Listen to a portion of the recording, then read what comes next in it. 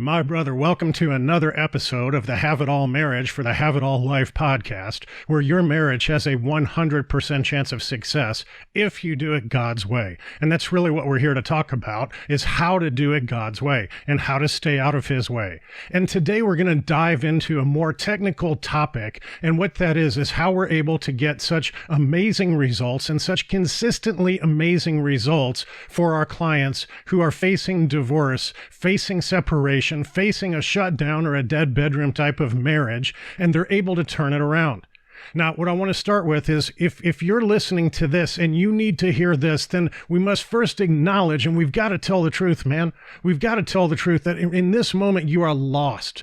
In this moment, you don't know where to go. In this moment, you don't have a plan, you don't have a path, and you don't even have a compass. And what you need is a GPS. And so what I'm going to talk about is we're going to program your GPS, but we've got to program your GPS with the truth. If we were trying to fly from New York to Los Angeles and we told the airplane's GPS that we were leaving from San Francisco, like there's no way that GPS was going to guide us or direct us or give us any kind of light. And what I want to tell you is in the space of doing this God's way, God only operates in the truth. You can't lie to God about where you are and ask for his help for how to get there. And what you're going to find is as we delve deeper into this process, we're going to be relying heavily on asking for God's inspiration and guidance and comfort and ideas and for the Holy Spirit to literally put words in our mouth to help us with our wife. And my brother, I'm going to tell you, if you're lying to yourself, if you're lying to your wife, if you're lying to God, if you're lying to the world, this is never going to work.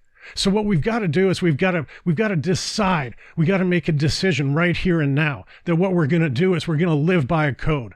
And that code, first and foremost, means we've got to be real. Inside this real man revolution, we've got to be real. That means we only operate in the truth. We never, never, never lie. We have got to look at the hard, cold truth, and we only operate out of that truth. But let me tell you something, man. There's a problem. The problem is that our feelings get in the way of the truth. So inside of this code, we're going to first strive to just look at the facts. Like you can't argue your feelings about the facts until you actually understand the facts. So let's get the facts out there. And if you want to take like a sheet of paper and draw down the middle, and you can put on the left what is working in my marriage, and on the right what is not working in my marriage, this is where we're going to start. And so maybe what is working is maybe she hasn't moved out yet. Maybe she hasn't had an affair yet. Maybe she doesn't have an emotional boyfriend yet. Maybe she hasn't moved out of your bedroom yet. Maybe she's still talking. Maybe she's still willing to work on the marriage. Or maybe none of that stuff is working. So then once you put what is working, then the next thing that I want you to do is I want you on the other side of the paper, on that right side of the paper, I want you to be objectively honest about what is not working in your marriage. Maybe she is having an affair. Maybe she said, I love you, but I'm not in love with you. Maybe she said, you're just a monster and a control freak and you dominate me and you smother me. Maybe she said, I don't feel a heart connection to you. Maybe she said, we're brother and sister. Like, understand, man, we've got to get clear on what these facts are. Maybe it's something you did. Maybe you've been masturbating to pornography. Maybe she caught you. Maybe you've been in massage parlors. Maybe you've been with prostitutes. Whatever it is, man, do not hide from that stuff. Write this down and face it. Admit it to yourself and admit it to God if you can't admit it to her. And I'm going to tell you, man, if you don't admit it to her, at some point in the future, your whole house may come tumbling down. But let's stick with right now. Let's just get to the point where you're able to admit it to yourself. Once you've admitted it to yourself, now you understand that inside this relationship's domain, there are major problems. Now understand that everything is connected, and so this is causing problems inside your body, and the topic of another podcast may be, let's list what's working and not working in your body. And similarly, what's working and what's not working inside your faith. And similarly, what's working and not working inside of your finances and your business. And an easy way to remember this is body, being, balance, and business. Right now, though, listening to this podcast, what you're most concerned with is getting that marriage working, because that is the foundation of the Have It All life. And so now that we have this clarity, now that we understand what is not working inside the marriage, the next thing I want you to do is I want you to get raw. I want you to understand the feelings. I want you to dig them up. I want you to call them up. Like inside of our program, we've got all kinds of tools that are going to help you to do this. But one thing that I can tell you is if you just sit silently with yourself and you let these thoughts wash over you of the things that are not working inside of your marriage, what's going to start bubbling up is some feelings about that. You're going to feel angry. You're going to feel sad. You're going to feel disappointed. You're going to feel rejected. You're going to feel like a failure. You're going to feel like you're not enough. You're going to feel empty and hurt and alone and abandoned and humiliated and emasculated. And as all of these feelings start to wash over you, what you're going to find is that when you take a look at these facts in the light of these feelings, they're going to start leading to some stories. They're going to start leading to some focus that you have. Like what has led you to the place you are? What kind of thinking has led you to this place? What kind of feeling has led you to this place? What kind of stories have led you to this place? And most importantly, how did all of this become belief? As humans, we're meaning-making machines, and all of this is becoming belief.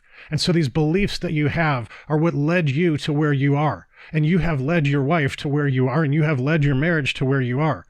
And it's only in this space that we can honestly take a look at what are the actual results of these facts and these feelings and these focuses. In other words, this fruit. And so from conceptual standpoint, we're going to talk about being real. We're going to talk about being raw. We're going to talk about being relevant because that's your stories. And then we're going to talk about the results you're getting. And now as we start to unwind this and unpack it, what we're going to talk about is now we're going to look at objectively these facts, these feelings, this focus that has become of this fact and this feeling combination. And then what is the fruit? And the fruit is obviously that you have run your marriage into a ditch. And so when we look at this, man, you should be sighing big sighs of relief right now because now you're starting to gain clarity. Now you're starting to see, how did I get here? Now you're starting to see this is not all her fault. Now you're starting to see you had a part in this. And inside of this space, man, you are no longer a victim.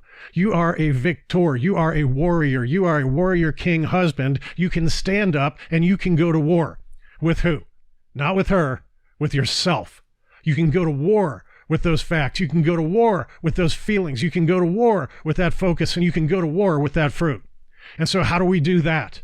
And so now we have to say that these facts and these feelings and this focus and this fruit that we're born out of living a code where every day we strive to be real and raw and relevant to get results. What that has done is it has given us a frame. This is the frame that your marriage currently sits in. This is the frame that you currently sit in. And this frame is weak. This frame is weak compared to the frame that you must have in order to save your marriage. So what you need is a bigger frame. What you need is a better frame. What you need is a stronger frame. And that's what we call an impossible game. This impossible game of saying, imagine myself, the version 1.0 of myself, who I am today as I stand in this weak frame, cannot save his marriage, cannot win his wife back, cannot reattract her and rebuild connection and attraction, and most certainly arousal and desire.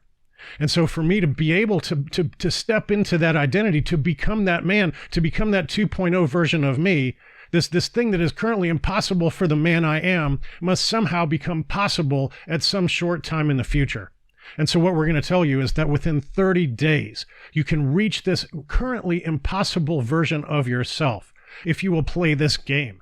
And this game means saying, I'm going to look 18 to 36 months down the road, and I'm going to imagine the fruit. I'm going to imagine the facts. I'm going to imagine the feelings. And I'm going to imagine the focuses. And when I do this, I'm going to imagine a wife who drops her phone when I walk in the room and runs up to me excited with a smile on her face. And she says, I'm so happy to see you. And she kisses you with soft lips. And she hugs you with her hip bones up against yours.